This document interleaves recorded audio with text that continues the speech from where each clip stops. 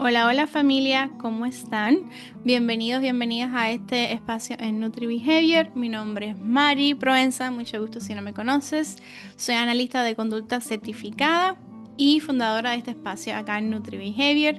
Hoy te traigo un videíto tipo presentación sobre ABA para hablar sobre qué cosa es ABA, ya sea si eres un familiar de un niño que está recibiendo los servicios de ABA, puedas entender como de qué va esto. También si eres profesional y estás interesado en conocer un poquitico más al respecto para apoyar de la mejor manera a tus estudiantes, pues bienvenido también. Espero que con este video puedas aclarar algunas de esas dudas que puedas tener respecto a ABA. Así que bueno, empecemos. Entonces, Mari, ¿de qué va esto? ¿Qué cosa es ABA? ¿Es un método? ¿Es una terapia? ¿Es un modelo? ¿Es algo que está de moda en redes sociales? Por favor, Mari, ¿qué cosa es ABA? Entonces, pues familia, ABA no es nada de eso.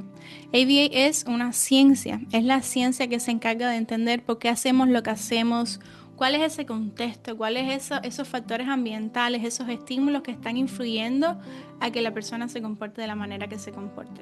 Y ABA viene de sus siglas en inglés, que es Applied Behavior Analysis, que en español significa análisis de conducta aplicada. ¿Ok? Entonces no es nada de esas cosas, es una ciencia.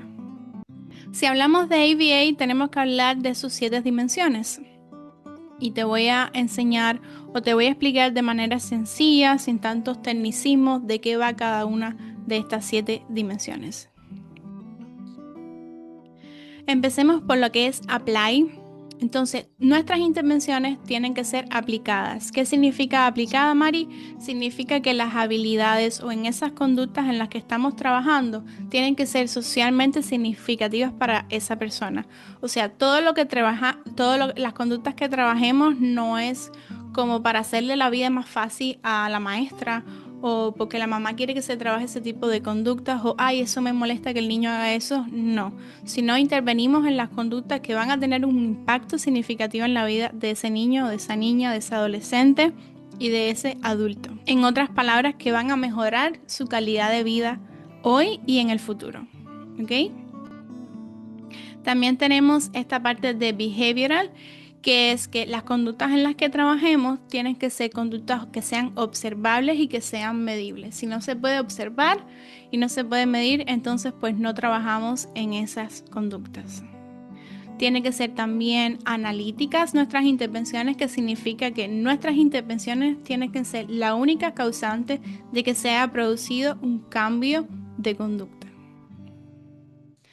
Tenemos la parte tecnológica, que significa que el plan de intervención que hagamos tiene que estar diseñado y escrito de tal manera que cualquier profesional en el análisis de conducta sea capaz de replicarlo y obtener los mismos resultados. También tenemos lo que es la parte de conceptualmente sistemático, que significa que nuestras intervenciones tienen que estar basadas solamente en lo que es los principios del análisis de conducta aplicado, en la ciencia del análisis de conducta. Tenemos la parte de efectivo, que significa que las intervenciones de ABA tienen que producir cambios importantes en la conducta y obviamente tienen que ser efectivo lo que estemos haciendo, ¿verdad? La parte de generality significa que, y esto es una de las cosas más importantes, que en eso que estemos trabajando con el niño, con el adolescente, con el adulto, tiene que mantenerse en el tiempo. O sea, todas esas habilidades que nosotros le enseñemos tienen que ser capaces de mantenerse en el tiempo y ser aplicadas en diferentes contextos, con diferentes personas y en diferentes lugares. Esto es lo que significa generality. Esas fueron las 7 dimensiones de ABA. Entonces, en resumen, ABA lo que hacemos es analizamos, diseñamos, implementamos y modificamos el ambiente para lograr cambios significativos en el comportamiento humano y mejorar la vida de las personas. Mari, ¿qué cosa es una conducta? Entonces, si la ciencia del análisis de conducta se encarga en trabajar esas conductas, ¿qué cosa es una conducta? Pues la conducta es todo lo que hacemos. Toda esa acción que se te viene a la mente. Es reír, es bailar, es comer, es jugar, hacer ejercicio, es todo lo que hacemos.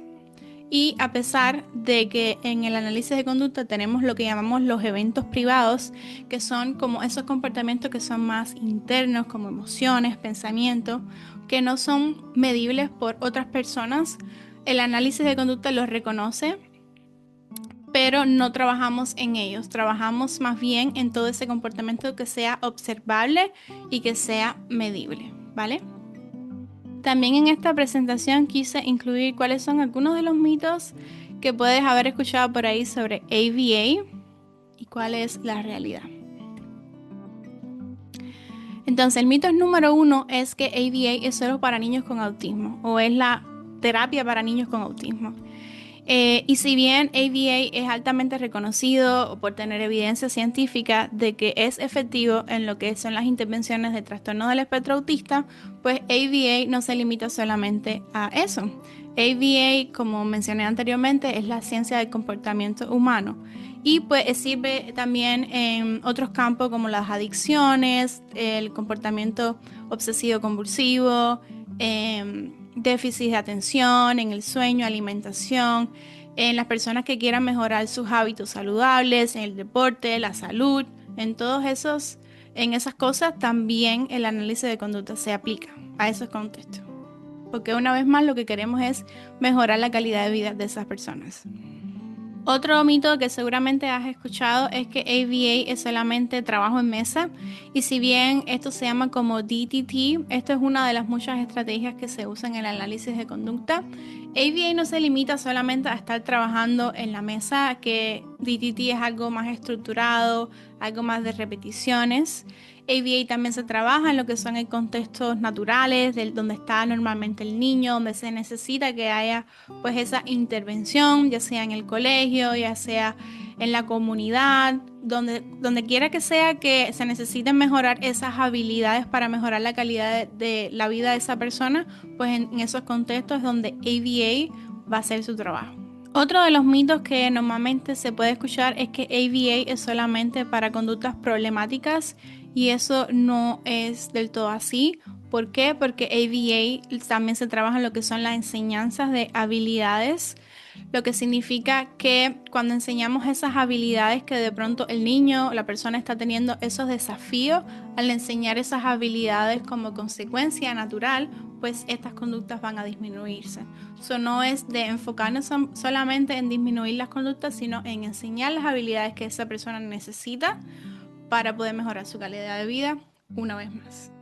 Otro de los mitos que se suele pensar es que ABA convierte a los niños en robots y entiendo de qué puede venir esto porque muchos años atrás ABA sí es verdad que era un poco más rígido, más tipo basado en compliance y voy a hablar un poquitico más al respecto en los siguientes slides, pero ABA enseña las habilidades que la persona necesite, ya no se basen simplemente en que el niño haga esto, sino cuáles son esas habilidades que esa persona necesita. ¿Por qué? Porque es individualizado, no es como un copy and paste, no es una talla igual para todas las personas, para todos los niños. Se toma en cuenta qué es lo que la persona necesita y basada en eso se desarrollan pues esas herramientas, esas habilidades que la persona necesite.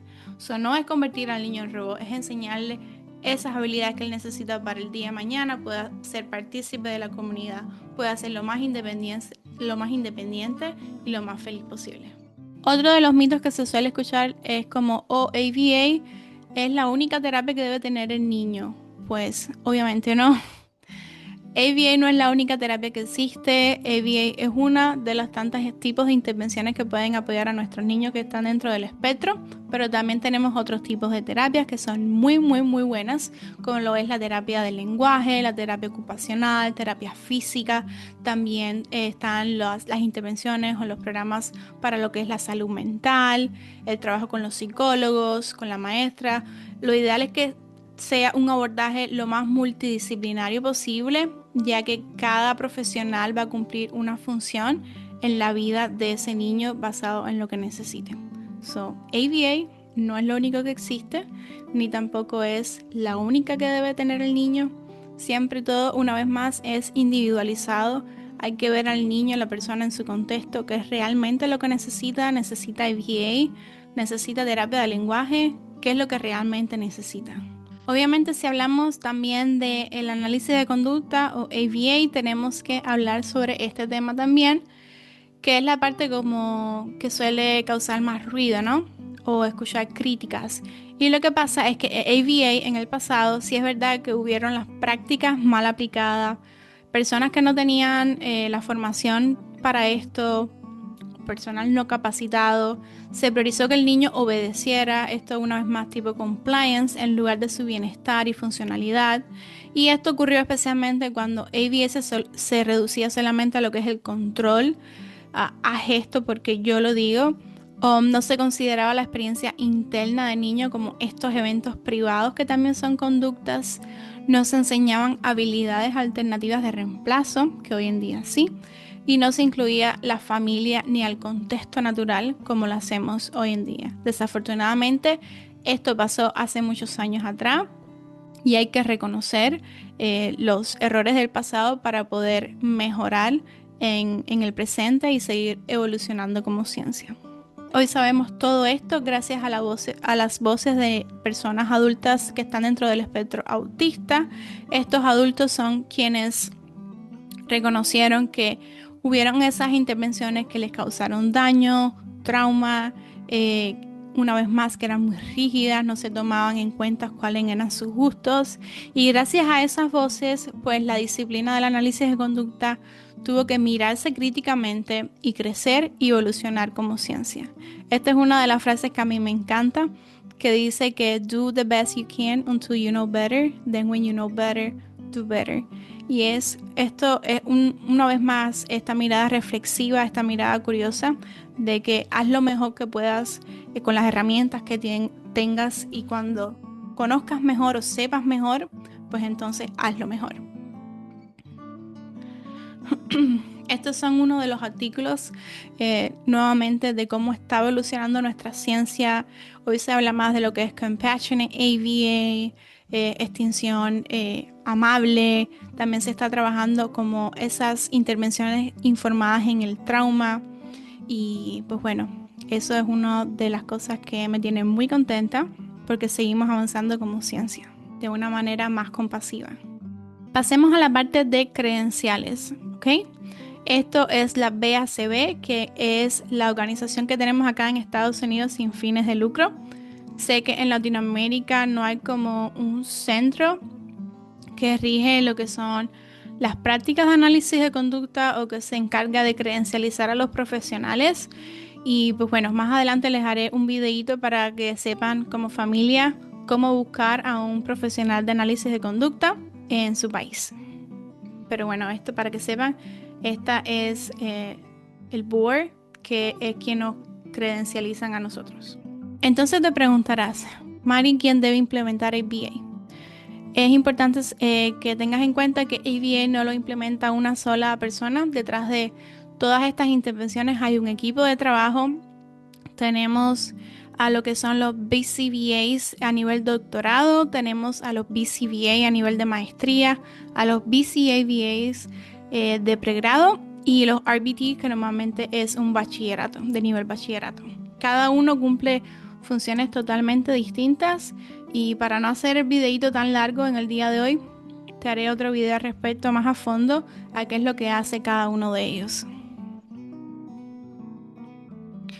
En resumen, basado en todo esto que te he mencionado, en que es una ciencia, que han habido intervenciones que no se han hecho de la mejor manera como quisiéramos, quiero dejarte con esto: cómo se ve una intervención respetuosa basada en evidencia. Y todas nuestras intervenciones deben ser, al día de hoy, tienen que ser centradas en mejorar la calidad de vida de esa persona. Las intervenciones tienen que ser individualizadas. Ninguna intervención es igual a la otra. Así hayan dos niños compartiendo un mismo diagnóstico, o incluso dos hermanos que estén conviviendo bajo una misma casa con la misma edad, el plan de intervención tiene que ser totalmente distinto, ¿ok? Porque los niños son diferentes, con habilidades, desafíos y fortalezas totalmente diferentes uno del otro. tiene que ser lo antes posible enfocado en las fortalezas y no solamente en lo que hace falta, sino tomar esas fortalezas y trabajar con ellas también. Tiene que trabajar en la zona de crecimiento, tiene que ser una práctica que sea basada en evidencia, con un trabajo multidisciplinar en equipo, ¿verdad? Tiene que incluir a la familia, partícipe de los planes de intervención también. Tiene que tener una generalización y una manutención en eso que se esté trabajando. Todo plan de intervención también tiene que medir el progreso con datos, o sea, no solamente opiniones, sino medir el progreso de lo que se está trabajando. Y si hay que modificar algo, pues se modifica y se mantiene continuamente mirando esa data. Tiene que ser con consentimiento y asentimiento de la persona. Y el plan de intervención tiene que también tener un plan de alta, porque no queremos que el niño y la familia dependan de análisis de conducta aplicada toda su vida. En resumen, ABA es como ciencia, enseña habilidades, respeta a la persona y tiene que ser nuevamente enfocado a mejorar la calidad de vida de esa persona que esté recibiendo los servicios. Espero que con este videito haberte aclarado un poquitico de dudas. Si tienes alguna pregunta, me puedes escribir a mi correo. Y pues bueno, nos vemos en el próximo videito. Besitos.